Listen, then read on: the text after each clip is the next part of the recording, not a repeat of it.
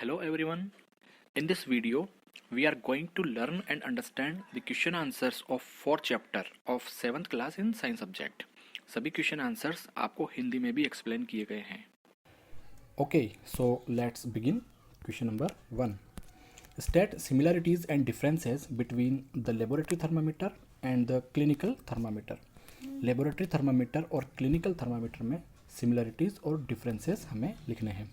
तो laboratory thermometer क्या होता है, जो लैब में यूज़ होता है, और क्लिनिकल थर्मामीटर क्लिनिक में या किसी हॉस्पिटल्स में डॉक्टर्स यूज़ करते हैं ह्यूमन बॉडी टेम्परेचर को मेज़र करने में.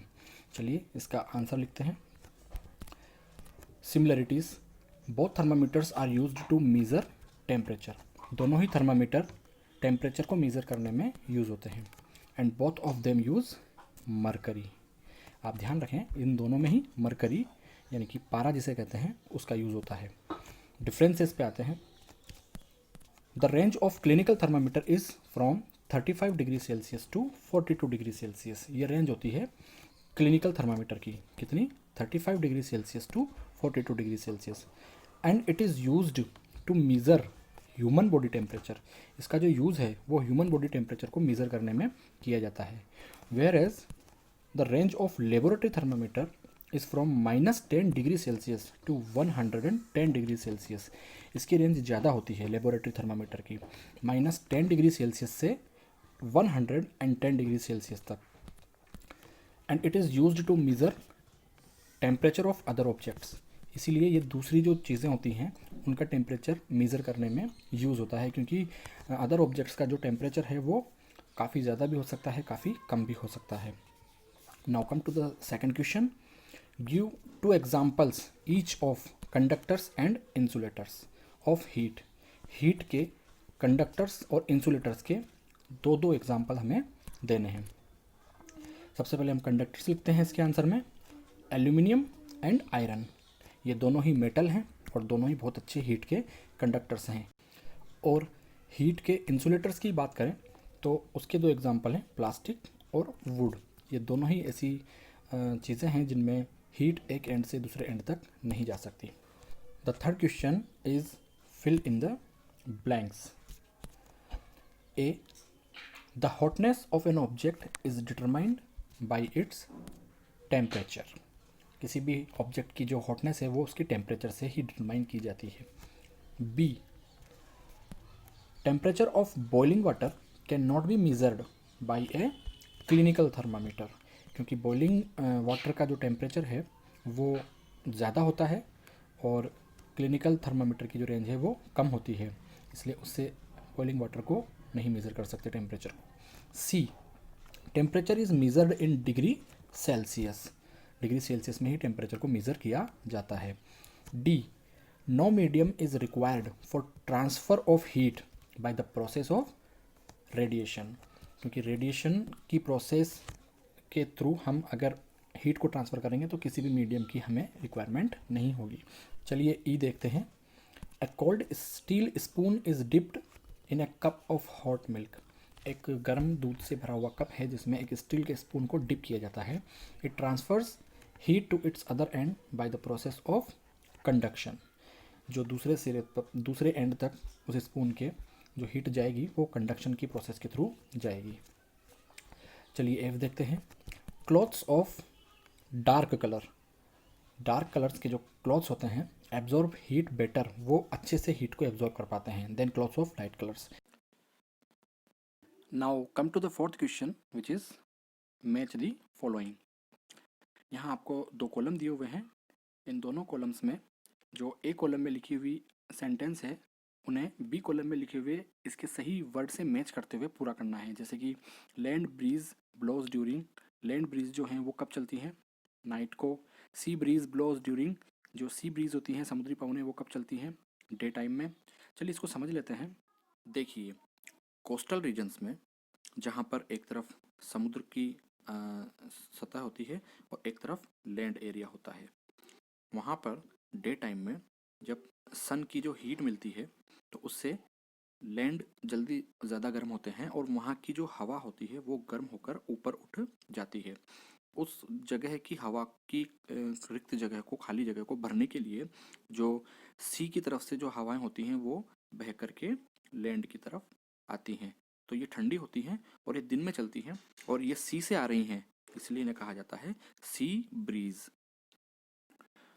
तो लैंड ब्रीजेस जो हैं वो blows during night and sea breezes जो हैं वो ब्लोज ड्यूरिंग डे। ये हो गया। थर्ड है dark coloured clothes are preferred during, जो डार्क कलर के कपड़े होते हैं वो कब पहने जाते हैं? During winter. आप जानते हैं सर्दी के दिनों में हम चटकीले रंग के, थोड़े गहरे रंग के कपड़े पहनते हैं जो कि गर्मी को अच्छे से एब्जॉर्ब करते हैं। लाइट कलर्ड क्लॉथ्स जो हैं वो कब पहने जाते हैं?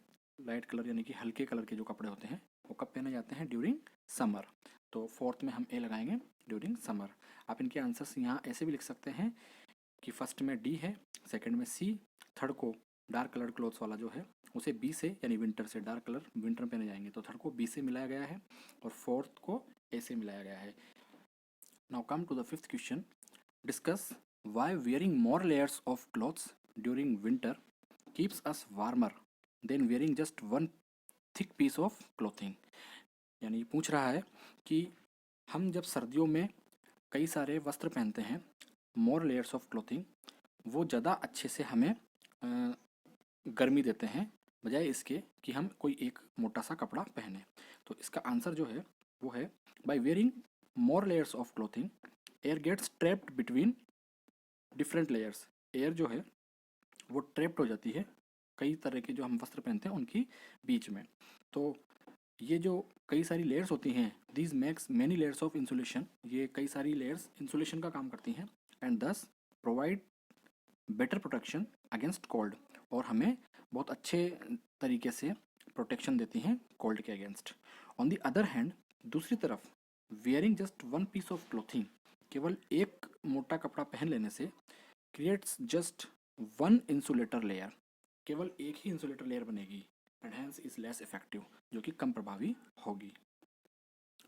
Sixth question is, look at figure 4.13 in NCERT textbook. Mark where the heat is being transferred. हमें वहाँ डायग्राम में वहाँ मार्क करना है जहाँ पर हीट ट्रांसफ़र हो रही है by conduction, by convection and by radiation. इन तीन तरीकों से इस डायग्राम में जो हीट ट्रांसफ़र हो रही है कहाँ कहाँ कैसे हो रही है वो हमें मार्क करना है। तो चलिए डायग्राम देखते हैं।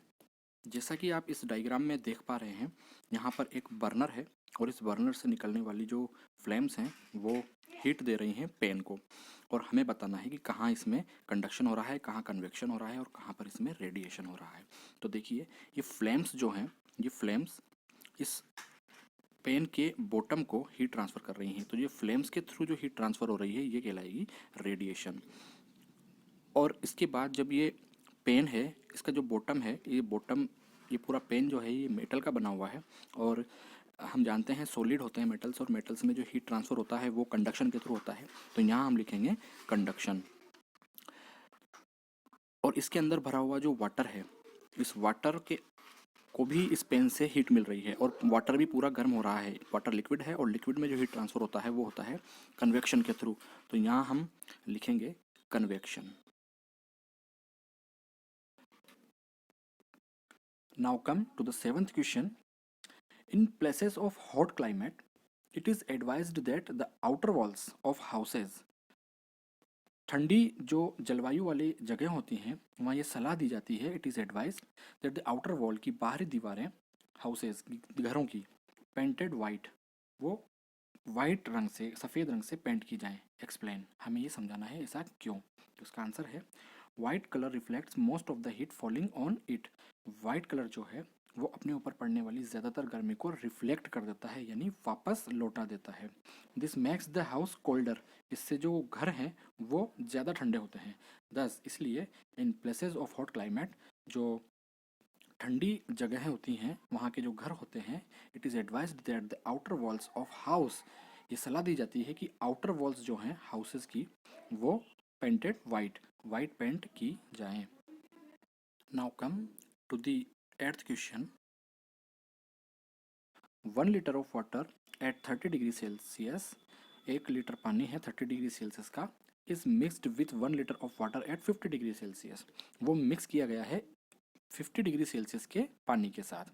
तो the temperature of the mixture will be, इस मिक्सचर का जो टेम्परेचर होगा वो कितना होगा, 80 डिग्री सेल्सियस या more than 50 but less than 80, 20 degree Celsius और बिटवीन 30 और 50 डिग्री सेल्सियस। देखिए 30 के साथ 50 मिलाया गया है, तो 30 को जब ज़्यादा गर्म पानी मिला है तो 30 से टेम्परेचर तो बढ़ेगा, लेकिन 50 के साथ 30 मिला है यानी कि 50 का जो टेम्परेचर है वो घटेगा। तो 30 और 50 के बीच में कुछ होगा, तो इसका जो आंसर है वो है between 30 degree Celsius and 50 degree Celsius. इसका आंसर आप नीचे भी देख सकते हैं। Next question is 9th question. An iron ball at 40 degree Celsius is dropped in a mug containing water at 40 degree Celsius. एक आयरन बॉल है 40 डिग्री सेल्सियस की, जो कि ड्रॉप की गई है ऐसे पानी में जो 40 डिग्री सेल्सियस का है। तो दोनों का जो टेम्परेचर है बॉल का और वाटर का वो सेम है 40 डिग्री सेल्सियस।